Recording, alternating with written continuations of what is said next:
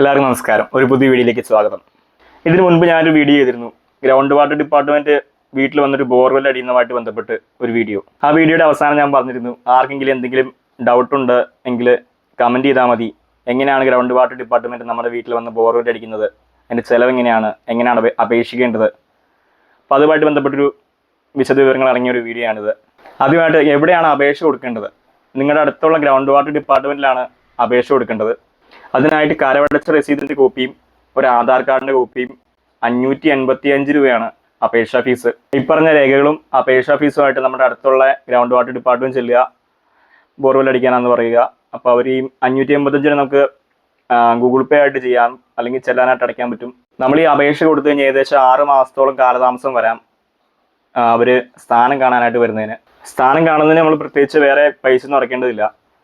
ഈ 585 രൂപയിൽ തന്നെ അത് പെടുന്നതാണ്. ഈ 6 മാസം കാലതാമസം എന്ന് പറയുന്നത് ചിലപ്പോൾ അതിന് മുമ്പേ തന്നെ വരാം.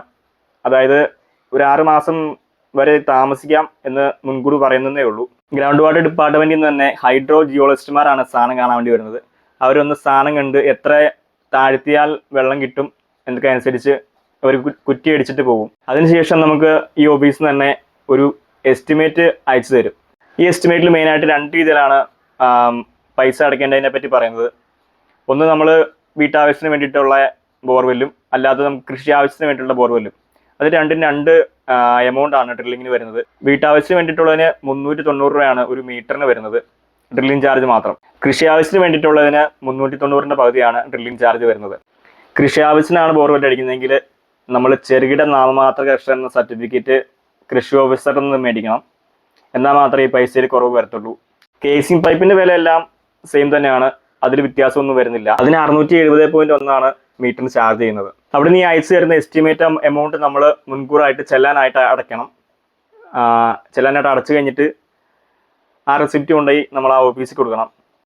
അതിനുശേഷം വീണ്ടും ഒരു 6 മാസത്തോളം കാലതാമസം വരാം നമുക്ക് ബോർവെൽ അടിച്ചു തരുന്നതിന് വേണ്ടിയിട്ട് അവർ വരുന്നതിനായിട്ട്. അതായത് ഇവിടെ ഈ 6 മാസം കാലതാമസം പറയുന്നുണ്ടെങ്കിലും നമുക്ക് സീനിയോറിറ്റി അനുസരിച്ച് നേരത്തെ കിട്ടാൻ ചാൻസ് ഉണ്ട്.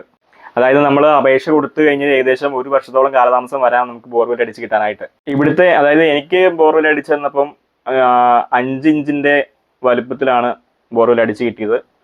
ഇവിടുത്തെ ഡിപ്പാർട്ട്മെൻറ്റ് അങ്ങനെയാണ് അടിച്ചു കൊടുക്കുന്നത്. ഇപ്പം ഓരോ സ്ഥലത്തും വ്യത്യാസം വരാം. അഥവാ നമ്മുടെ വീട്ടിൽ ഒന്ന് ബോർവെൽ അടിച്ചു, നമുക്ക് വെള്ളം കിട്ടിയില്ല എങ്കിൽ നമ്മളെ അടയ്ക്കുന്ന ഡ്രില്ലിംഗ് ചാർജിൻ്റെ പകുതി പൈസ നമുക്ക് റീഫണ്ട് ആയിട്ട് കിട്ടുന്നതാണ്.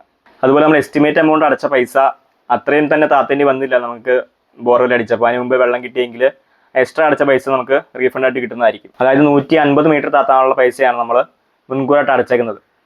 ഒരു 110 മീറ്റർ താത്തിയപ്പോൾ നമുക്ക് വെള്ളം കിട്ടി, അല്ലെങ്കിൽ 120 മീറ്റർ താത്തിയപ്പോൾ നമുക്ക് വെള്ളം കിട്ടിയെങ്കിൽ ബാക്കിയുള്ള എമൗണ്ട് നമുക്ക് തിരിച്ച് റീഫണ്ട് ആയിട്ട് കിട്ടുന്നതാണ്. പിന്നെ ഈ ബോർവെൽ അടിക്കാൻ വരുന്ന സമയത്ത് നമ്മൾ ആ കുറ്റി അടിച്ച സ്ഥലം അത് നിരപ്പാക്കി ഇടണം. പിന്നെ 2 വലിയ വണ്ടി വരുന്നുണ്ട്, അതിലൊരു കംപ്രസർ യൂണിറ്റ് ഉണ്ട്. ആ വണ്ടി ലെവലായിട്ട് കിടക്കേണ്ടതാണ്. അപ്പോൾ ആ വണ്ടി ഇടാനുള്ള സൗകര്യം നമ്മൾ ചെയ്ത് കൊടുക്കണം. പിന്നെ ഒരു 10ഓളം ചാണച്ചാക്ക് വേണ്ടി വരും. ഒരു 500 ലിറ്ററോളം വെള്ളം വേണം. പിന്നെ ഒരു 10-12ഓളം ആൾക്കാരുണ്ടാവും. അപ്പോൾ അവർക്ക് ഫുഡ് കൊടുക്കുന്നത് നന്നായിരിക്കും. ഇനിയിപ്പോൾ എൻ്റെ കാര്യത്തിലേക്ക് വരാം. എനിക്ക് ഏകദേശം 355 അടി താത്തി ഒരു 110 മീറ്ററോളം 260 അടിയിൽ വെള്ളം കണ്ടു തുടങ്ങി. എങ്കിലും ഒരു സേഫ്റ്റിക്ക് വേണ്ടി 355 അടി വരെ താത്തിയിട്ടുണ്ട്. എസ്റ്റിമേറ്റ് അനുസരിച്ച് നമ്മൾ 150 മീറ്ററിനാണ് പൈസ അടച്ചിരുന്നത്. അപ്പം 110 മീറ്ററോളം താത്തിയിട്ടുണ്ടായിരുന്നുള്ളൂ. അപ്പോൾ ബാക്കി എമൗണ്ട് എനിക്ക് റീഫണ്ട് കിട്ടിയിട്ടുണ്ട്. അതായത് 39,000 ചില്ലറ രൂപ നമ്മൾ എസ്റ്റിമേറ്റ് എമൗണ്ട് നേരത്തെ അടച്ചിട്ടുണ്ടായിരുന്നു.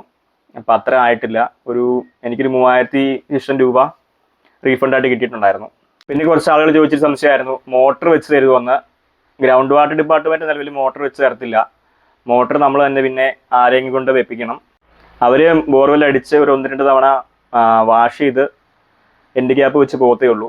പിന്നെ ഈ മോട്ടറിന് സബ്സിഡി കിട്ടുന്നൊരു പരിപാടി ഉണ്ട്, സ്മാം എന്ന് പറഞ്ഞിട്ട്. ഈ കേന്ദ്ര സർക്കാരിൻ്റെ ഒരു പദ്ധതിയാണ്. അപ്പോൾ അതുവഴി നമ്മൾ അപേക്ഷിക്കുകയാണെങ്കിൽ സബ്സിഡിയിൽ നമുക്ക് മോട്ടർ മേടിക്കാൻ പറ്റും. അപ്പോൾ അതിലേക്ക് ഞാൻ കൂടുതൽ കടക്കുന്നില്ല. അപ്പോൾ ഇതൊക്കെയാണ് പ്രധാനമായിട്ടും ഇതുമായിട്ട് ബന്ധപ്പെട്ട് പറയാനുള്ളത്. വെള്ളമില്ലാതെ ബോർവെൽ അടിക്കാൻ ഫണ്ടിൻ്റെ പ്രശ്നമുള്ളവർക്കൊക്കെ ഒരു ഉപകാരപ്പെടുന്ന വീഡിയോ ആയിരിക്കും ഇത്. കുറച്ച് കാലതാമസം വരും എന്നൊരു പ്രശ്നമുള്ളൂ. കുറേ ആളുകൾക്കൊക്കെ അറിയാമായിരിക്കും ഇതിൻ്റെ ഒരു ഡീറ്റെയിൽസൊക്കെ. അപ്പോൾ അറിയാത്തവർക്ക് വേണ്ടിയിട്ടാണ്. ഇതുമായിട്ട് ബന്ധപ്പെട്ട് വേറെ എന്തെങ്കിലും സംശയം ഉണ്ടെങ്കിൽ കമൻറ്റിൽ പറഞ്ഞാൽ മതി. എനിക്കറിയാവുന്ന പോലെയൊക്കെ ഞാൻ പറഞ്ഞുതരാം. വീഡിയോ ഉപകാരപ്പെട്ടെങ്കിൽ നിങ്ങൾ ഫേസ്ബുക്കിലാണ് വീഡിയോ കാണുന്നതെങ്കിൽ ഒന്ന് ഫോളോ ചെയ്യണേ. യൂട്യൂബിലാണ് കാണുന്നതെങ്കിൽ ഒന്ന് സബ്സ്ക്രൈബ് ചെയ്യണേ. Thank you.